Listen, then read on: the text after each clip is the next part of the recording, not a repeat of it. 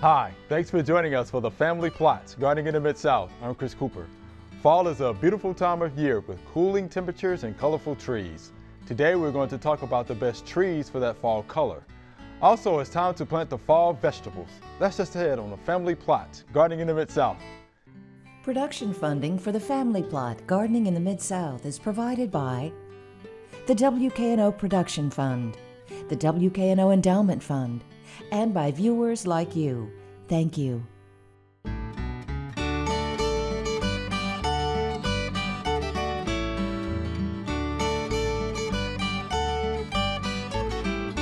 Welcome to the Family Plot. I'm Chris Cooper. Joining me today is Joellen Diamond. Ms. Joellen is a TSU Extension Agent in Tipton County, and Mr. D is here.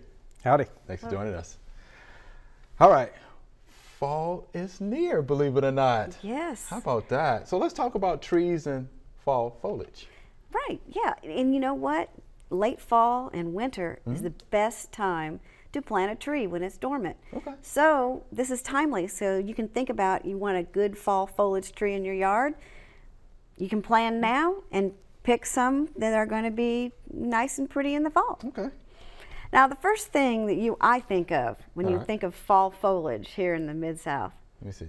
ginkgo trees. Ginkgos. There you go. Bright, brilliant, yellow, just this shine in the landscape. So that's an excellent city tree to pick. You know, it will get big, but it withstands city pollution of the city, and it's slow growing, so it will last a long time. Okay. You just have to know which one to get, right? Yes. Now you do need to make sure you get a male. Yeah, get a male, right? Yes. male clone of that, and you'll be just fine. You usually don't sell anything but male clones now, so good. That usually isn't too much of a problem. Some native trees, dogwood, Cornus Florida. They have beautiful red foliage in the fall. Okay. And then, of course, the maples. We can't, I mean, like any those. kind of maple you can think of is going to have good fall color. I know one that everybody really likes is the red maple. Gorgeous. Some of the new varieties like Autumn Blaze and Autumn Glory, and it's all beautiful. But we caution with red maples. This ambrosia beetle seems to like to attack them. So if you really want a nice red maple, you might want to consider putting some insecticide regularly throughout the summer season on the trunk to try to keep the ambrosia beetles from getting them. Okay. And just keep it really healthy. The healthier you keep it, the more the trunk is going to not allow an insect to invade it. So that's a good point. And I know they all like sun, but maples in this area are kind of understory. So if you can get it some shade sometime in the afternoon, that would be good from other places, from another tree. It would like some shade. Okay. So that will help that. Other native trees, sweet gum. Sweet gum. I love gorgeous. You You can have purple, red, and yellow all on the same tree. It's gorgeous.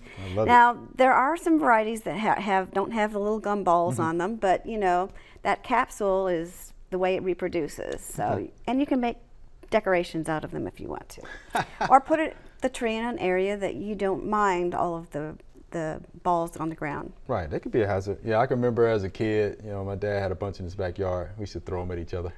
I can remember that. I remember making decorations out of them. Like sweet gum though. I love the fall colors. I sure do. And it's a very hardy tree around here. It doesn't get a whole lot of problems with pests or diseases, so it's a great tree for us. Nyssa sylvatica, the black gums, and their black tupelo, whichever common name you would like to call it. Beautiful, and there's some really neat varieties of that out now that are really, really brilliant. And of course, that is another, like the ginkgo, a very slow-growing tree. Okay. So, yeah, that's a good choice for the homeowner. Okay. Oxydendum arboreum, the sourwood tree, that's a short tree, and a lot of people make hedges out of that one because it's so small. But it needs sun, and it blooms in the spring. So it's got great fall color, and it blooms in the spring. So that's a good one. Then there are the oak trees. Now, some oak trees are better than others. Scarlet oak is good, and the northern red oak is good. But the northern red oak does just like the maples, likes to have some shade in the afternoon, so it's not completely in sun all day long. It will do a lot better that way and give you some nice, brilliant red fall foliage color. Okay. Very nice. Sassafras. That's one that we have around here, and it turns a beautiful, sometimes it's yellow, sometimes it's red, gorgeous, gorgeous orange, you know, all kinds of colors with the sassafras. And it's a smaller tree. Well, it can get big, but that would be a good one to have. You can make tea out of it too. You can make tea There out you of go. it. There you go. See? There you go. Get all sorts of, and of course, kids love the different shape. Yeah, the leaves, I like that too. Mint and shaped leaves, yeah. Those are nice. And one thing that people don't think about is bald cypress. Bald cypress makes a very nice fall foliage, very russet. Think of all those feathery foliage turning completely russet before it falls on the ground, and beautiful tree. Yeah, it's good tree for the city. And some things that are less thought about. Okay. The Katsura tree, Japanese Katsura tree. We're about the southern range of it, but it has beautiful fall color, yellows and reds and oranges, really pretty. Another one that would be good for homeowners is the Hamamelis, or the witch hazel trees. And Chinese especially, because that's a smaller tree, and it is a small tree, but it has gorgeous yellow fall foliage color. So that would be a good one, and it would fit into almost any yard somewhere, but it is a small tree. One that a lot of people don't think about is the Persian ironwood, and you probably have never even heard of the Persian ironwood. It is a very hardy tree and has great yellow fall foliage color. It withstands a lot of drought, and it has blooms in the spring. And so a lot of people, that is a highly recommended one that nobody seems to know about. For this area? For this area. Yeah. Did you It know does very well. I'm not familiar with that. I've heard of it. Yeah, very nice. And then another one that a lot of people haven't heard about is the Chinese pistache tree. That one I have. Okay. It gets fairly large, so you're going to have to give it some area. It's got beautiful red-orange foliage color in the fall. So those are some of my favorite ones, and some of them that are very popular and easy to find around here. Easy to find, okay. And you said this would be the right time of year to get them in the ground, Yes, it's the right year to think about it. And then this fall, you know, when the leaves start dropping off the trees, go to your local nursery and see if you can find one of these to plant in your yard. So you'll have good fall foliage this next year. All right, some of Joelyn's favorites. How about that? And Mr. D, you've probably seen some of these trees when you're out hunting. Oh yeah, a lot of those. You know, and you're right. I mean, cypress is one of the first ones I thought of, and but yeah, and some of them give you both fall color and spring blooms too. Right. So that's a good thing. Yeah. And the other one that you mentioned that blooms in the spring too. Yeah, the sourwood. Yeah. Yeah, they'll get multi-use out of the trees. Yep. And you have nice green foliage in the summertime. All right. Yeah, I'm not sure about the sweet gum.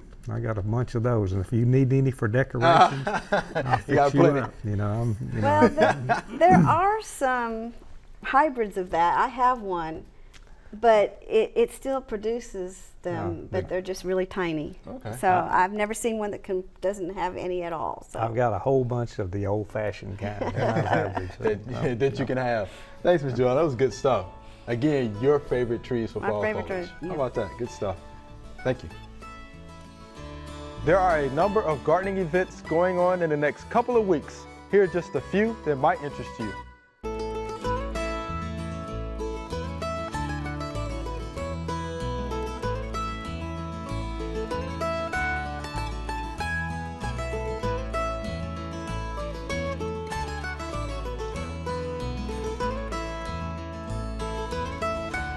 All right, Mr. D, let's talk about fall vegetable gardening. What do we need to know?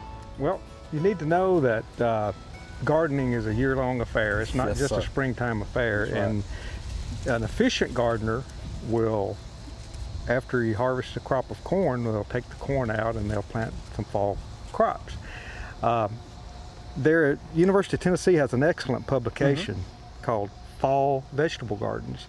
And I encourage anyone interested in gardening to grab one of these publications, because not only does it have a good chart that tells you when you can plant and what you can plant. You can see I have things highlighted here that are saying we can plant until September 1, and that's about now. Okay. But this guide is a recommendation for the entire state of Tennessee. On the back page of this publication, it has a neat little table that tells you the average day that an area receives the first 32-degree temperature. Okay. So I guess that would be the first frost. And Memphis, where we are right now, is November 6th. Wow.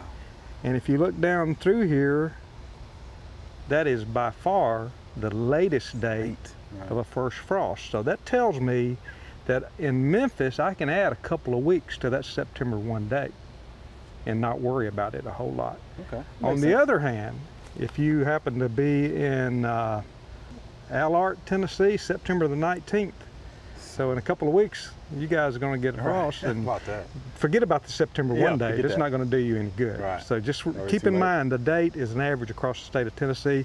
It's very important to look at, you know, Memphis, November 6th. Hey, Newbern, where I'm my hometown, October 13th. You know, and it's a real handy tool to use. Okay. So what we're going to do is we're going to pull this corn out. All right. And we're going to try to get rid of some of these weeds that have grown up in here. There's a lot of spurge in there. And do a little bit of light tilling. It would be nice if we had a tiller, but this is a really small area, and I think we can take care of it with hand tools. And we're not going to do the entire area. I think we're going to do just the first 4 feet across here. Okay. Okay, so we're going to plant cabbage, cauliflower, and broccoli, lettuce, and spinach. All right. The first 3 that I mentioned, the cabbage, cauliflower, and broccoli, need more room than the spinach and lettuce need. Okay. So really we need about 18 inches apart, and I'm gonna, so that we'll have enough room, I'm gonna go ahead and make my little hill. Okay. And we'll plant several seeds in each hill, and then we're gonna need to thin them down to 1 or 2. Wow. So there's where we're gonna do our first one. In the fall, you probably need to plant deeper than you would plant in the spring, and all of this is in this publication. This soil is very moist. It was irrigated before we're planting, which is a good thing to do. You definitely are going to probably need to irrigate, and you can irrigate before or after you plant, but it's better to irrigate before you plant in the moist soil. That way you don't have to deal with irrigating after you plant and forming a crust. Right. This soil has really good organic matter, so water holding capacity shouldn't be a problem. So I'm going to put one about here, and then one about here. So we're going to utilize all of our space here. Okay. I'm just basically doing this to mark it more than anything. And that Bermuda grass sprig, we're not going to stand for that. You got to go somewhere else. Yeah. Okay. Yeah, Bermuda's gonna love this plot after a while, though. We're gonna get it out of there. Okay, I'm gonna do the same thing for the other 2 rows. Okay. They're gonna be, it's gonna kind of be a little grid, kind of like the corn that we had. So that's 3.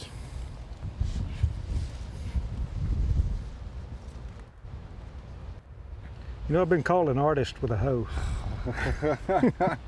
Not really. Not really. Fairly dangerous, as a matter of fact. All right. Okay. Let's plant.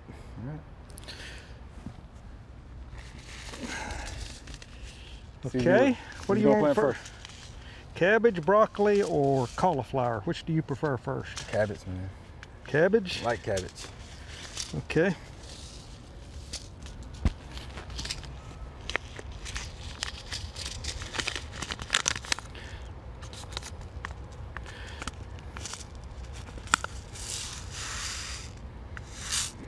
That's all we need. Yeah. Oh no, where is it? Remember? Yeah, that's it.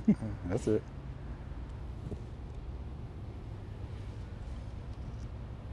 It's right there. Yeah, that's where I pulled that Bermuda grass out, wasn't it? It was. You had another mound in here.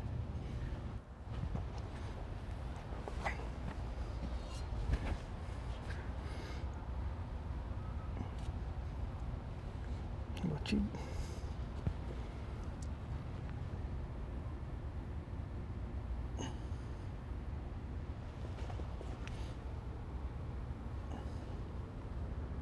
It's plenty. All right.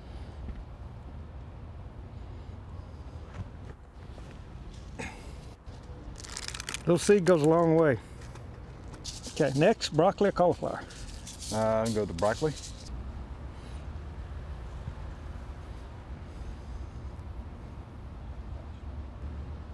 You'll definitely have to do some thinning.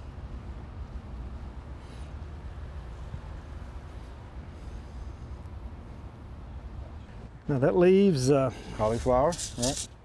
cauliflower.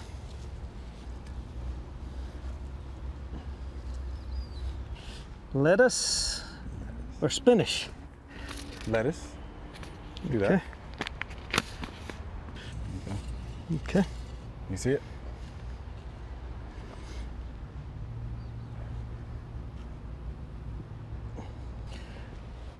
Three to 6 inches between plants. 3 to That's 6 recommended on the inches. lettuce. Okay. All right. You should remind folks, you don't have to plant those seeds that deep, right?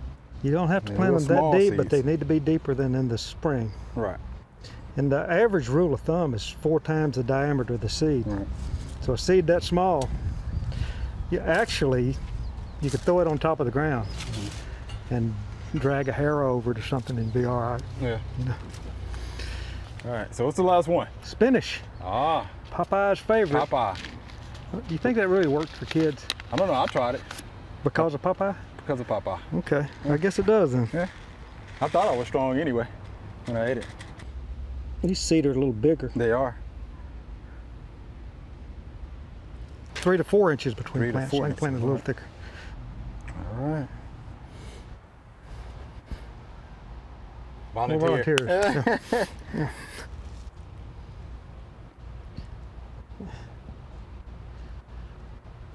The seed that I planted was 2017 seed.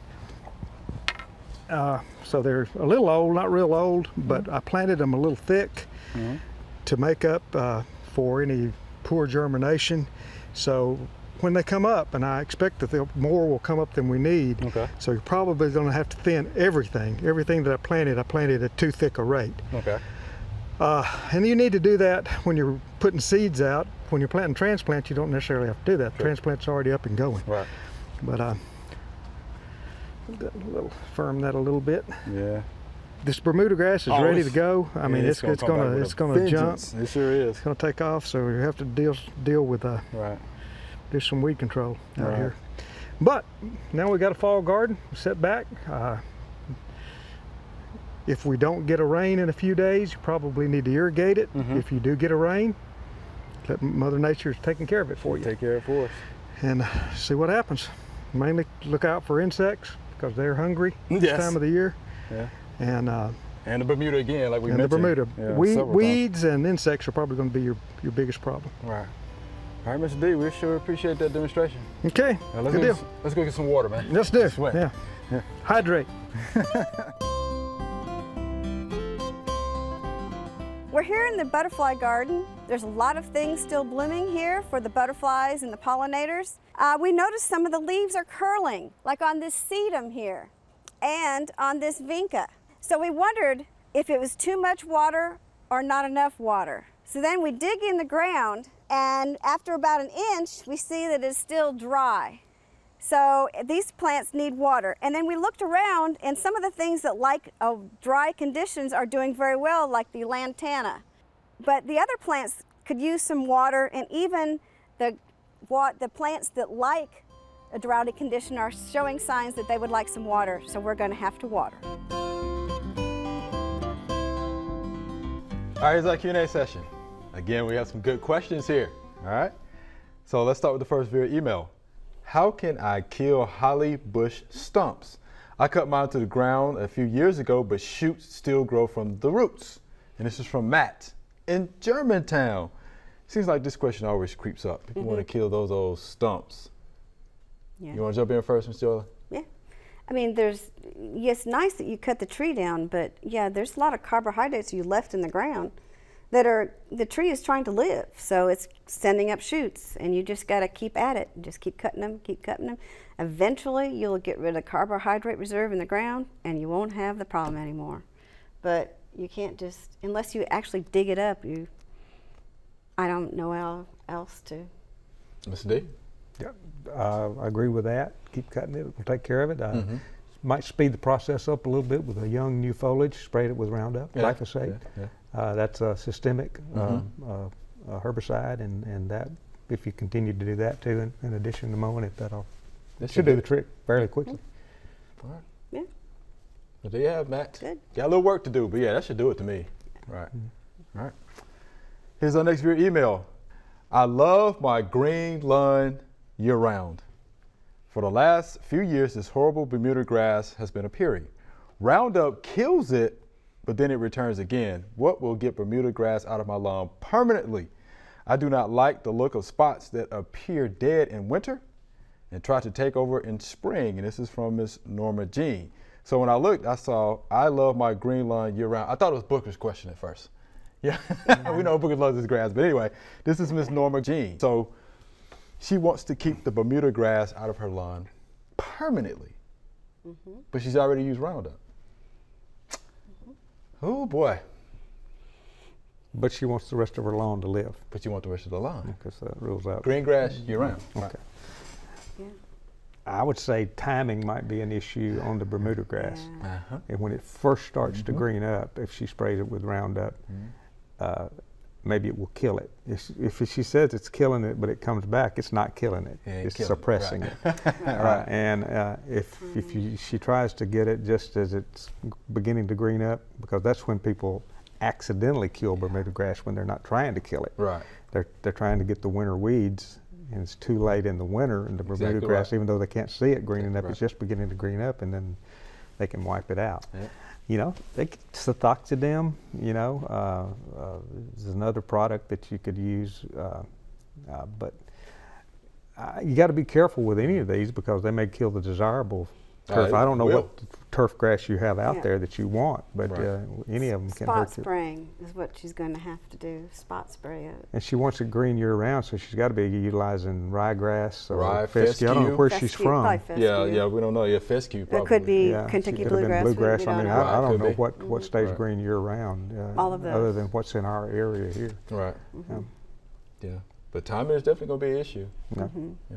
So yeah, the glyphosate, Cefoxidem. There's a Fusilade too, which is also in grass be gone, which is fluazafop. And it'll kill the other grass too. But you got to be careful, you know, when using it.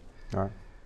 All right. So there you have it, Miss Norma Jean. You're going to have to be careful. Make sure you read the label, please. Follow the label before you make the application. All right. All right. Here's our next viewer email. I put weed barrier fabric down in my rose bed under my wood chips, and it seems like my roses are not as healthy as years past. I also use weed barrier fabric in other beds that have blueberries and kiwi. Is weed barrier bad for plants? And this is from Matt via YouTube. You know about that, don't you? Yes, I actually use weed barrier, but there is a difference between weed barrier and landscape fabric. Weed barrier really does block weeds, and it does a great job of it. But when you have it around plants, you've got to remember that you're blocking off the flow of nutrients a little bit. I mean, because it's a thicker fabric. I mean, it'll still let water and air through, but it's like putting a blanket over, you know, the area. It's just a little bit, might be a little bit too much. And I have some roses, but I don't have the weed barrier around my roses. And blueberries, I don't have weed barrier around my blueberries. So it could be the type of plant. I use it around with landscape plants that, you know, all the time. In areas that I don't ever want to, you know, dig in again. That's what the weed barrier is for.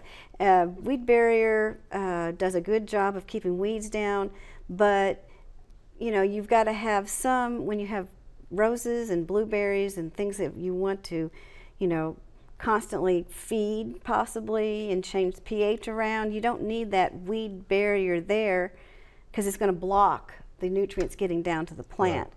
So you could use it, maybe, say you want to use it between blueberries and, you know, just put a strip in to cut down the amount of weeds. You could do that. And I would suggest if you just want to put something down under with wood chips on top of it, just use landscape fabric. It's a lot thinner and it's a lot easier for water and nutrients to go through it than it is the weed barrier. All right, so there you have it, Matt. Appreciate the question. All right, so Mr. D, Ms. Joella, we out of time. Yeah, it's been fun. Remember, we love to hear from you. Send us an email or letter. The email address is familyplots@wkno.org, and the mailing address is Family Plot 7151 Cherry Farms Road, Cordova, Tennessee 38016. Or you can go online to familyplotgarden.com. That's all we have time for today. Thanks for joining us. Joellen talked about great trees for fall color. If you would like to see how to plant a tree or get more information about anything we talked about today, go to familyplotgarden.com. I'm Chris Cooper. Be sure to join us next week for the Family Plots, Gardening in the Mid-South. Be safe.